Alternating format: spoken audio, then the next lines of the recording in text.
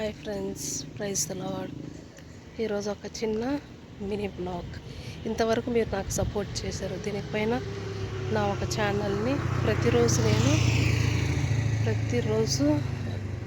ఈ విధంగా daily routine, నా డైలీ లైఫ్ రొటీన్ నేను వీడియో పెడుతున్నాను. ప్లీజ్ నాకు మీరు సపోర్ట్ చేయండి. ఇప్పుడు నేను హైలైట్స్ నుంచి దిగి మా ఇంటికి, కేజీఎఫ్కి, మా ఊరికి వెళుతున్నాను. దేవుడు క్షేమంగా నన్ను హొస్కోట నుంచి ఇక్కడికి నడిపించినందుకు దేవునికి చాలా